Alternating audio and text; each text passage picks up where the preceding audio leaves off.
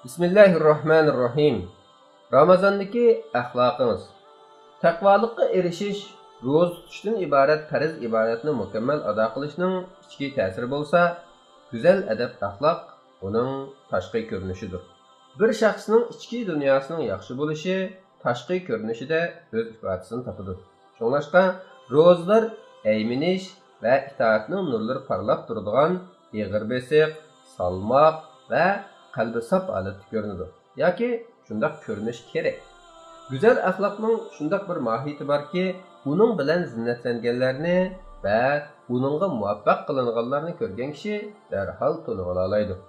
Hasan Basri rahimahulloh bundoq deydi: Go'zal axloqning mohiyati yaxshiliklarni ko'p qilish, boshqalarga aziyat bermaslik va tabassum qilishdir. Qozi Iyaz bundoq deydi: Go'zal axloq deganimiz kishilar bilan xushxuy holda aralashib yashash, ularga do'stlik izhor qilish, kuyinish, ig'irchiliklarni ko'tarish, afu qilib o'tish, yoqtirmaydigan ishlarni qilsa sabr qilish, kibr va manmanchilikni tashlash, g'azablanish, koyish va qo'pol muomala qilishdan uzoq turishdir. Ko'rganingizdek, go'zal axloq shariatda talab qilingan, qilishga har qanday kishining kuchi yetadigan, boshqalarga foydasi tegishdan ilgari shaxsning o'ziga foydasi tegadigan ishlardir. Shuning uchun payg'ambar alayhissalom go'zal axloqqa buyurgan va Abu Zar radhiyallohu anhu ga bundoq degan: Qayerda bo'lsang, Allohdan qo'rqgin. Bir xatolikni qilib solsang, uni o'chiritish uchun go'zal ishdan birini qil va insonlarga go'zal axloq bilan muomala qil. İnsanlarga güzel axloq bilan muomala qilish bo'lsa, ular bilan güzel axloqning talab taqozzolari bo'yicha aralashib yashashni ko'rsatdi. Payg'ambar alayhissalom bunday deydi: İnsanlarga aralashib yashaydigan va ularning aziyatlariga sabr qiladigan mu'minning ajri insonlar bilan aralashmaydigan va ularning aziyatlariga sabr qila olmaydigan mu'minnikidan buyukdir. Qisman kishilarning Ramazondagi adab axloqi dal aksi bo'lib qoladi. Ro'zani bahona qilib, nihoyat qo'pollashib ketadi. Boshqalarga yo'l qo'ymaydi, rayim shafqat qilmaydi, boshqalar bilan ulfatlashmaydi. Boshqalarmi u kishi bilan ulfatlasholmaydi. Har qanday kishi ba'zida mushundaq kishilar bilan sinilib qolishi mumkin. Ularning qilgan ishlariga sabr qilish va afu qilib o'tish yaxshilik va go'zal axloq qatoridandir. Bu haqda Imom Ahmad bundoq degan: Go'zal axloq insonlarga kam qo'rsoqlik qilish va afu qilib o'tishdir. Ramazon oyini mayli shaxsiy yoki ijtimoiy saviyada bo'lsin, yurish-turish, nafs va axloqiy jihatdan mukammallashtiradigan bir programmaga aylantirishimiz tamoman mumkin. Ushbu oyda la'nati shayton zanjirlanib, ro'za tutuvchilarga xotirjamlik qo'yadi. Buning bilan ro'zadorlarga yangi go'zal xislatlarni yetildirish va taraqqiy qildirish uchun qochirib bo'lmas fursatlar tug'iladi. Buni yilning boshqa vaqtlaridami davomlashtira olishimiz mumkin albatta. Alloh taologa yiqilish uchun Ramazonda qilishga tegishli amallarning qatoriga go'zal axloqni ham qo'shishimiz to'liq zarurdir. Go'zal axloq izgi amallarning eng afzali va eng a'losi, hatto yaxshilikning dal o'zidir. Darvaqa bir kishi kelib payg'ambar sallallohu alayhi va sallamdan yaxshilikning nima ekanligini so'radi.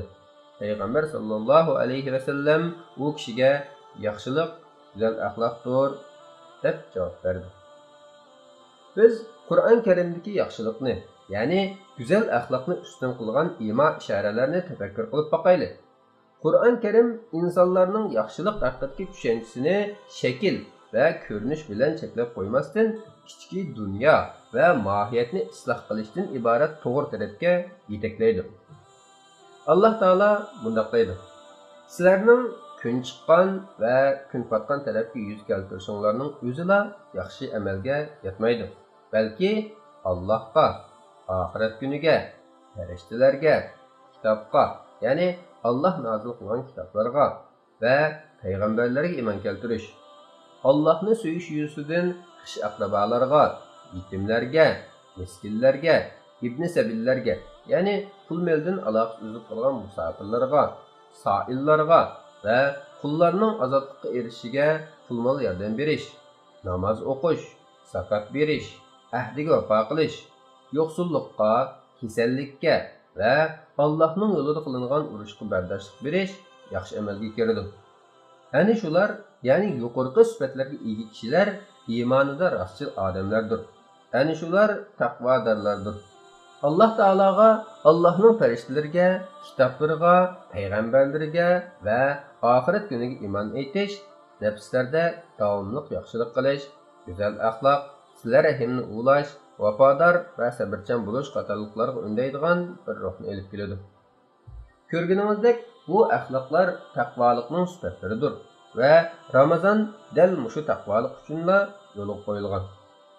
Ey ro'zalar qarindishim, taqvolik bilan go'zal axloq orasidagi munosabatning naqadar kuchligiga diqqat qiling. Shuning uchun Alloh taolo payg'ambar alayhissalomga u ikki xislatni ato qildi. Haqiqatan Rasululloh sallallohu alayhi vasallam sizlarga qaraganda Allohdan men bakrak qo'rqaman va sizlardan bakrak taqvodorman deb aytganidek, insonlarning eng taqvodori bo'lib qolmay, Haq taoloning ey Muhammad, sen haqiqatan buyuk axloqqa egisan deganidek eng axloqli ham edi. Taqvolik bilan go'zal axloqning o'rtasidagi munosabatni ro'shanroq qilib aytganda, taqvolik qul bilan Allohning o'rtasidagi munosabatni yaxshilashdir. Yaxshilik va go'zal axloq bo'lsa, bandaning o'zi bilan insonlar orasidagi munosabatni yaxshilashidir. Banda o'zi bilan Rabbining orasidagi munosabatni yaxshilagan bo'lsa, taqvodor bo'ladi. O'zi bilan insonlar orasidagi munosabatni yaxshilagan bo'lsa, yaxshilik qilguvchi bo'ladi.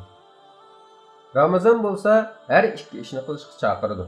Chunki Qur'on Karimda ey mu'minlar, gunohlardan saqlanishinglar uchun sizlardan ilgirkilarga, ya'ni ilgirki ummatlarga ro'za farz qilingandek, sizlarga mu Ramazon ro'zasi farz qilindi deyilgan. Hadis sharifda payg'ambar alayhissalom bunday deydi: Biringlar ro'za tutgan bo'lsa, satgap qilmasin, varqirab jarqirmasin. Bir bandada taqvolik va go'zal axloqning birlikda tepilishi shu bandini Allohga yaqin qilingan avliyolarning safiga ulashtiradi. Bu ikki sifatning birini yoki har ikkisini yo'qotib qo'yish kishini jinoyatchilarning yo'liga boshlaydi. Go'zal axloq yaxshilar bilan fojirlarning yo'lini ayiradigan bir fasil bo'lganligi uchun Alloh taolo go'zal axloqni hamda go'zal axloqqa chaqirishni payg'ambar alayhissalomning muhim vazifalaridan biri qildi. Bu haqda payg'ambar alayhissalom bunday degan: Men esil axloq fazilatlarini to'liqlash uchun avatildim. Payg'ambar alayhissalomning avatilishidan ilgari bu axloqlarni chang-to'zon va qorong'uliklar bosib olgan bo'lib, mukammallashtirish va go'zallashtirishga muhtoj edi. Shubhisizki, payg'ambar alayhissalom uni go'zal va komil holatiga qaytarib, esil sifatlarga ega qilish uchun avatildi. Ramazon haqiqatanmi ulug' bir oydirki, xuddi ushbu oyda tushirgisi Alloh subhanahu va taolo shak shubhisizki u ulug' Qur'ondir deb sifatilgan Qur'on Karim ulug'dir. Texmi muhimi, Alloh subhanahu va taolo o'zini ey inson, seni ulug' Parvardigoringga osiylik qilishga nima oldidi deb sifatlaganidek ulug'dir. Hem bu Qur'onni ilib tushgan farishta Jibril alayhissalom Qur'on Karimda Qur'on haqiqatan Allohning izzatli bir elchisi orqali nozil qilingan so'zidir. Bu elchi kuchlidir, Allohning dargohida martabalikdir deb sifatlangandek ulug'dir.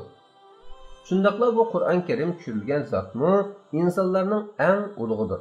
Bundaq ekan, Qur'on Karimni axloqlarning eng ustun darajalariga undirichi deb qarasak, qilchi mubolag'a bo'lmaydi. Payg'ambar alayhissalom go'zal axloqlarni mukammallashtirish uchun avatilganda eng avval o'zi Qur'on Karim axloqi bilan axloqlanish va uning axloqlaridan to'yinish bilan birlikda u axloqlar bilan zinatlandi va Qur'onning axloqiga zid keladigan har qanday ishdan uzoq qilindi. Darhaqiqat Oisha radhiyallohu anha payg'ambar sallallohu alayhi va sallamning axloqlari haqida so'ralganda, bu zotning axloqi Qur'on Karim edi deb javob bergan edi. Payg'ambarlar, taqvodorlar va solihlarga tarqalgan bütün güzel axloqlar barliq payg'ambarlarning imomi va tuganchisi bo'lmish payg'ambarimiz sallallohu alayhi va sallamning shaxsiyatida to'plangan edi. Allah Taala Peygamber aleyhisselamga ularning hammasining axloqi tarqalgan güzel xuluqlarni to'plab bergan edi. Peygamber aleyhisselam axloqlangan Qur'on Kerim tushgan vaqtidagidan ta bugungacha qilcha ko'nrab qolgani yo'q. Uning bilan axloqlangan payg'ambarning hayoti zihinlarda jonliq va ruh holati yashamoqda. Bir ro'zlar qarindishim, faxrlaning, sexiylik va go'zal axloqni o'yib turibsiz. Ushbu muborak oyda go'zal axloqdan mo'l nasibaga erishib, iymoningizni mukammallashtirish va Rabbingizning muhabbatini qo'lga keltira olishingiz uchun o'zingizni buyuk xoinning oldiga qo'yishingiz vojibdir.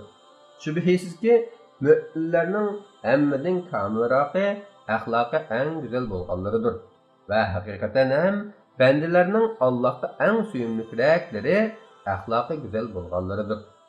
Ro'zingizni go'zal axloq va taqvolik bilan ziynatlayolsangiz, Rabbingizning roziligiga erisha olasiz va jannatda Payg'ambar sallallohu alayhi va sallamning qo'shnisi bo'la olasiz.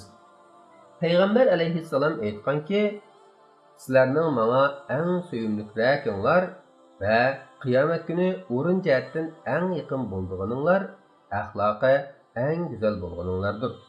Menga eng nafratlik bo'lganinglar va qiyomat kuni o'rin jihatdan mendan eng yiroq turadiganinglar baloqdekkurlar, og'ziga kelganini bildirlaydiganlar va kibrliklaringlardir.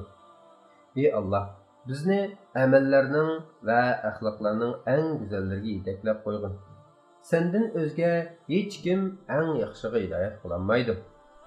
Ey Allah, bizni yomon axloq va yomon amallardan uzoq qilgin. Sendan boshqa hech kim yomonliklardan uzoqlashtira olmaydi. Amin.